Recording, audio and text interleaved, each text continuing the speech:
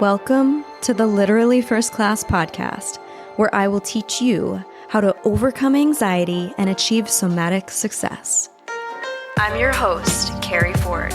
I'm a somatic success and holistic life coach here to bring humor, insight, and wisdom to the modern day woman that wants to feel alive in her daily life.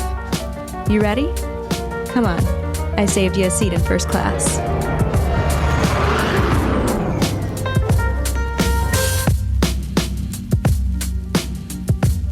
Welcome back to the Literally First Class podcast. The last time that I recorded this episode, we were actually in the studios at Operation Podcast, which was so fun. It was in Santa Monica. I got to film it with Jake, and I took a vacation last week, which was great. Although, if I'm being honest, I kind of need a vacation from the vacation because I was with my family.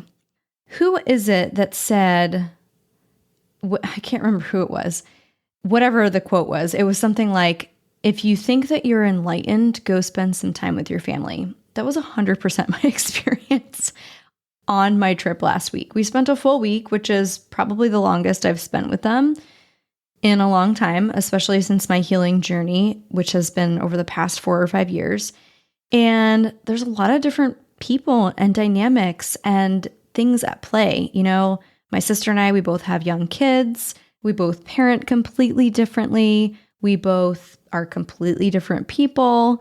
You know, we're all under one roof. So we all go from being completely separate lives. We don't even live in the same city, any of us, to then being all together all at once, all the time for a week. That's hard. That's hard no matter who you are, no matter how much you love your family. And there was this one conversation that sort of stood out in my mind. And for the record, I don't really know what direction I'm going to take this podcast, but I just felt like this was on my heart to share. And there was one particular conversation that stood out in my mind, and it was a conversation that I had with my dad at the pool. And we were talking about pressure and stress and the amount of pressure that you can feel when you're operating at a high level. Now, my sister and her husband have extremely high-level jobs. They are 100% corporate jobs, which my background is in as well. As you know, those of you that have listened to my story or been in my world for a minute, you know that I've previously been a marketing director for a luxury real estate firm here in Atlanta. I also lived in New York City. I was an art director at an ad agency.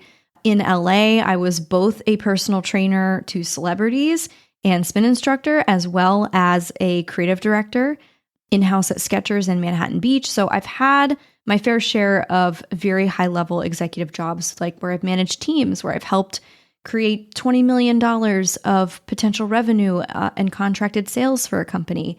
I have managed 110 real estate agents all at once who are my clients. I mean, I've done a lot of pretty crazy, amazing things. And I found myself wanting to, posture is not the word, but I found myself wanting to compete and prove that my job and what I do is equally as stressful and as much pressure as what they do. And it was interesting because the way my dad was talking about it, now my dad has a tendency to be a bit black and white in his thinking. The way he was speaking about it, what I heard through my lived experience and through my lens is that what I do is not important because I'm not stressed out enough, or I don't manage as many people as my sister, or that I don't manage as much money as, you know, they do or work with. And so I found myself in this kind of comparison trap where I just sat with the trigger. I sat with why I was feeling upset, why I was feeling annoyed, angry, and like I needed to go into proving all of the things that I've done. And, you know, I'll share something here that's pretty personal, but in my healing journey, I've constantly come back to the story. And again, not so much now, but in the past, I've constantly come back to the story of I'm not good enough and I'm not doing enough. It's not enough. I've fallen short. I'm disappointing people. I'm disappointing myself. I'm disappointing them. And even as I say those words, I can feel the emotion rising. My throat is getting tight. There are tears that could probably come out right now because that's very painful. And when you don't feel like you're enough, what do? You overcompensate. You overcompensate. You try to prove. your worth. My baseline for performing, for doing was like 110%, but to the point of constant burnout, constant overwhelm.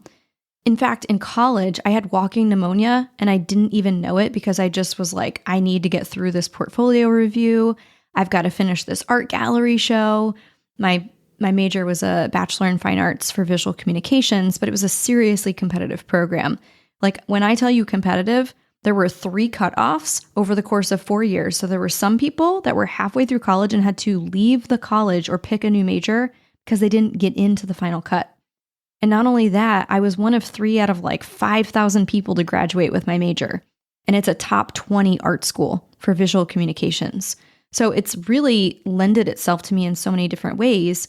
And at the same time, it exacerbated the many ways that I was sourcing from anxiety and this performer identity, this admired identity, which wasn't really me, but it came from the space of feeling like I'm not enough.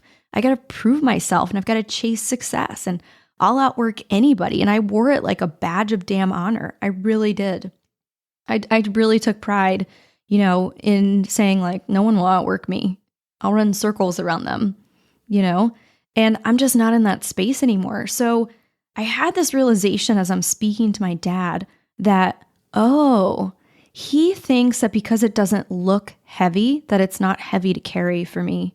He thinks that because it looks easy, that it's not stressful. It must not be stressful.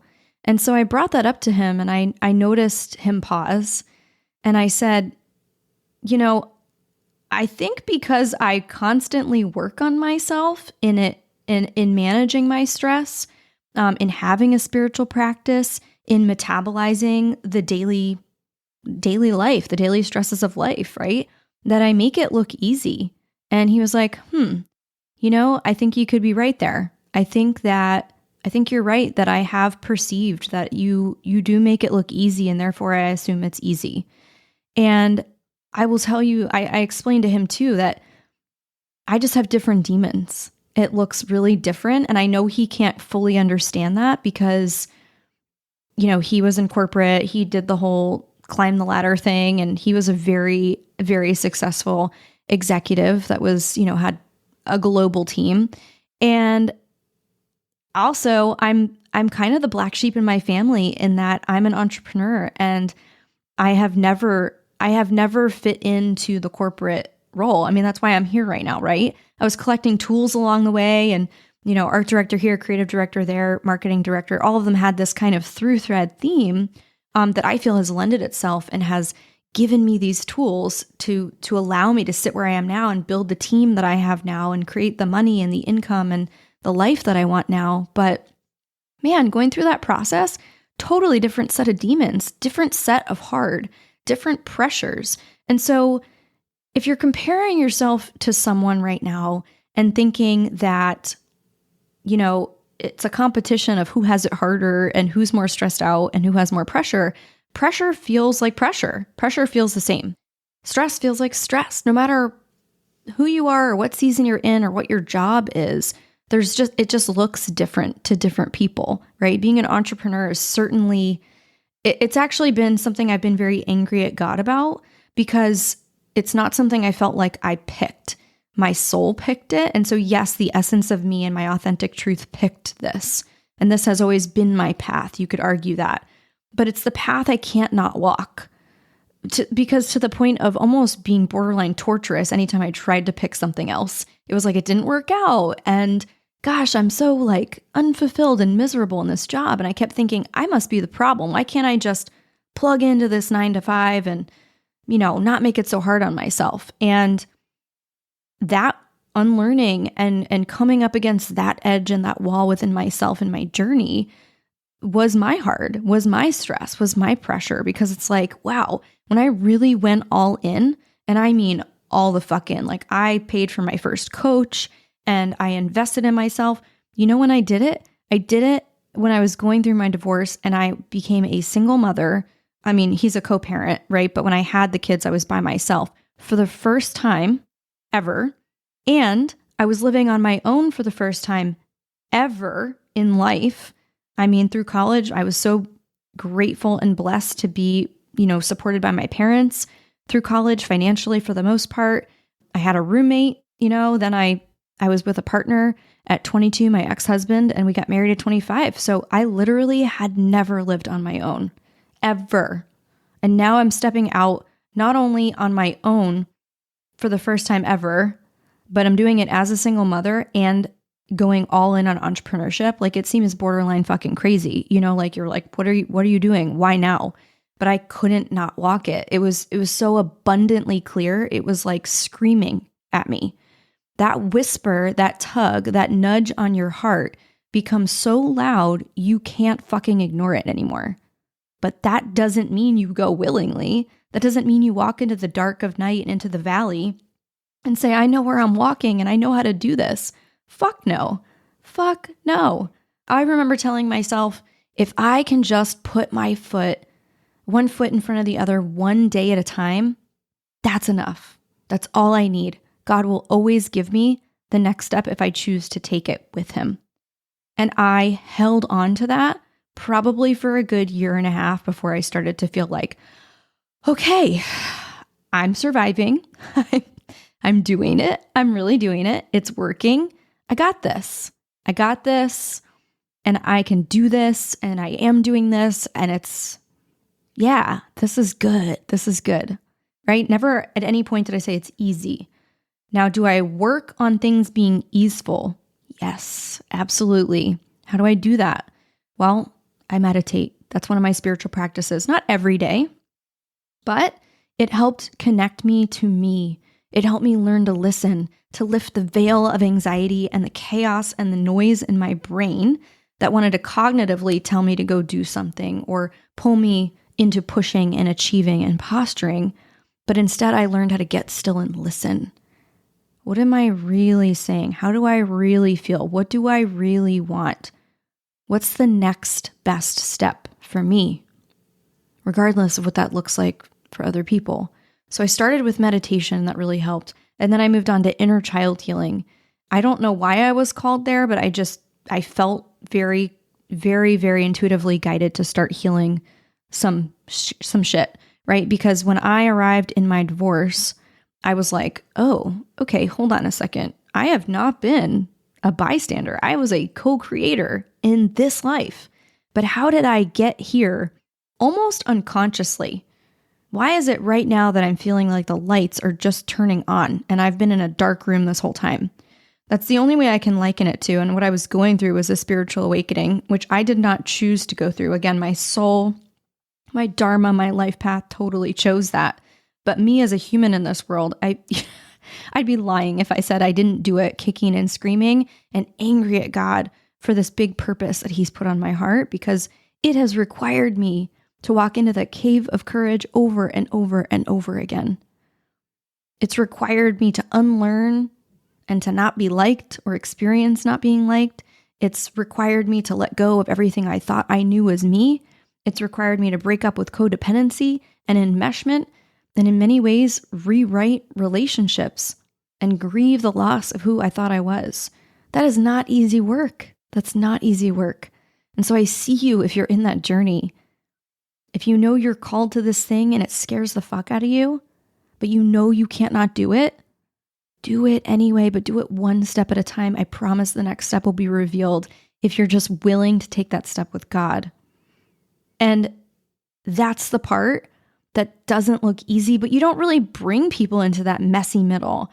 I actually made an agreement to myself at one point that I wasn't going to be posting about, while I was in the process, I wasn't going to be posting about it, but maybe people need to see more of that. Maybe people need to see the mess, and they need to see the tears, and they need to see the doubt, and they need to see the fear, because I promise all of that is there. But where I did post from, and where I did sell from, and where I did create from was from the piece on the other side of that expansion. After I worked through it, after I felt grounded and landed in myself, after I felt anchored and integrated in that new evidence, the new energy. And that's when I would post and sell and create. And so maybe from that place on the outside looking in, it looks easy, but it's not. Entrepreneurship will bring out every fucking upper level limit you never knew you had. over and over again. It's not like you're like, I've arrived and I'm done with my healing and like I'm at the top here and this is the end. Like that's, especially if you're an entrepreneur, especially if you're growth minded, you choose every day to live on the edge. And that is where that sense of aliveness comes from. But it doesn't mean it's without fear or doubt. And so just because it looks easy doesn't mean it's not heavy to carry. And so when I told my dad that, and I saw him metabolize it, and I saw him reflect back to me like, you're right. I told him, well, that's a good thing because I don't look stressed because I'm not actually as stressed as I once was. It's not to say that I don't deal with those very human experiences of pressure and stress and trying to figure it out and those periods of confusion, you feel like nothing's working. All of that happens. But I also work very actively and very intentionally to create a life where I don't feel as stressed despite stress being there. The goal in life, especially with this somatic work, is not to eradicate stress. That's not realistic. We won't eradicate stress. We won't get rid of it completely ever because life's. There's, I'll say like there's a flat tire that happens and like your kid gets sick or like shit goes not as planned. And that can create stress, but it's how you respond to it that creates this holistic success, right? It's how you respond to it that can be worked on, how you metabolize and move through it. And so that part, I know that I have mastered, which my dad reflected to me.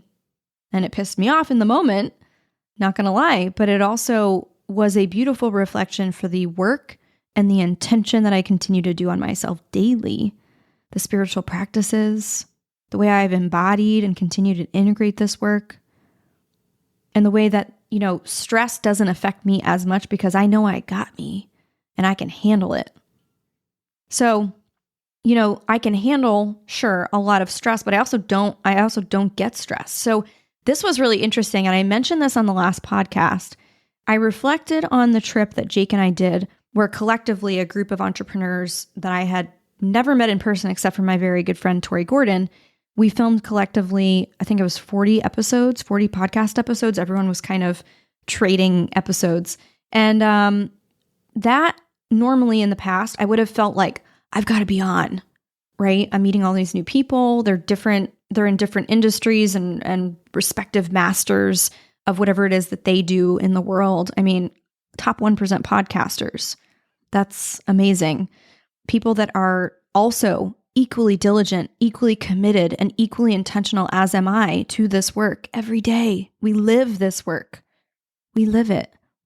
We breathe it. We embody it. We integrate it. It is us and the work. It is interchangeable. Anyway, in reflecting on that whole experience, not once did I feel burned out. Not once did I feel like I was getting sick. I didn't even have a come down, really. I had jet lag when we got back, but that was far after we recorded everything.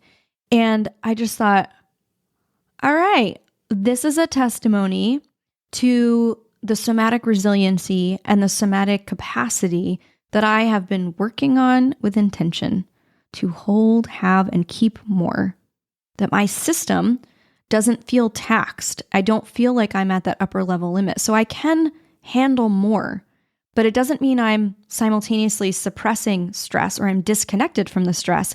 It means I allow it to move through me and I'm able to release it so that it doesn't become too much, so that it doesn't build up and then become, in my body as symptoms and signs of too much overwhelm. Because that's the mistake, right? There's some people that can handle a lot of stress, or so they think, but they've just normalized chronic stress to the point that it feels normal to not feel good in their body, that it feels normal to be stressed out all the time. That's not what I'm talking about. There is a difference. This is the ability to handle high levels of stress, but to move through them quickly so that you actually don't feel them, right? Because you're able to, again, you have that expanded capacity, the resiliency, the self-trust. So as much as that conversation was extremely frustrating, it had me think about the different types of stress and the different types of pressure. And at the end of the day, like, we all have pressure. We all have stress. And if you feel like you're at a 9 on a scale of 1 to 10, and I feel like I'm at a 9 on a scale of 1 to 10, but our lives and our careers look completely different, it doesn't take anything away from the importance and the purpose of what you're doing. It just looks externally different, but it feels the same. In fact, I asked my dad, because, I'm a coach. So when you say pressure, what is it that you mean? What do you mean by the word pressure? And he said, well, I'm kind of forgetting what he said, but he said something like, feeling like you've got a lot going on and that you're like at your edge all the time and you're challenged. And I go, I can 100% relate to that. He was like, really? And I said, yeah, it just looks different. My demons are different. So I just think it's a really interesting conversation to start to think about and to ruminate on. So there's a few things I hope that you've taken from this, which is just because someone makes it look easy doesn't mean it's not heavy to carry. That pressure and stress feel the same in our body regardless of what it's related to or the external facing manifestation of that. And that you can move through stress, high levels of it. And you can actually move. They say like when your ceiling becomes your new floor, right? That's really what they're talking about, is the expansion of this new baseline of beyond the upper level limit, so that your somatic capacity and resiliency can handle these higher levels of stress without actually feeling stressed. It's not about suppressing, it's about moving through it. And so this work is amazing. It works. That was the reflection I received from that. And while I was flattered that I make it look easy, I also held the humanness and the medicine of realizing that not everyone's gonna see me, and that's okay. And not everyone has to understand. Not everyone has to understand, right? So if you're struggling with everyone trying to understand you, maybe even it's your family, it's crazy to me the amount of women that hold themselves back from doing what it is that they're called to do and really operating all out in a big way at their fullest potential because of what someone in their family or what their partner might think. Just a fear of outgrowing that. And, you will outgrow people. You will be misunderstood. And fuck it. That gets to be okay. It gets to be okay, because what is the alternative? Living in a box based on a lived perception of somebody else? They have no idea. They're never going to walk in your shoes. They're never going to know what it's like to walk that path. And they might try, but they might never understand. And that's going to be okay. That's going to have to be okay, especially if you are breaking generational trauma, especially if you are the path creator, the path finder, the way maker. That is going to be something that you come up against again and again on your journey. I know I have. So for whoever this message is for, maybe it's just an entertaining personal story for you. I hope it finds you. It can be frustrating to be misunderstood, but I don't want that to hold you back from your biggest why, your biggest purpose. The world needs people that challenge the status quo. So I want to invite you to do that. I'll see you here next time on Literally First Class. And don't forget to subscribe, share this podcast. You can tag us at Literally First Class, leave us a review. I would so appreciate it. But I'll see you here on the next episode. I hope you enjoyed your flight, and I'll see you on board again soon. Seriously though, thanks for listening.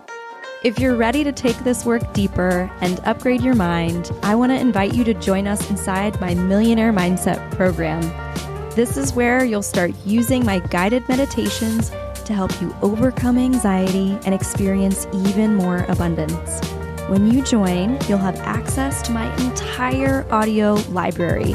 Head over to elevatewithkeri.com and we'll see you inside.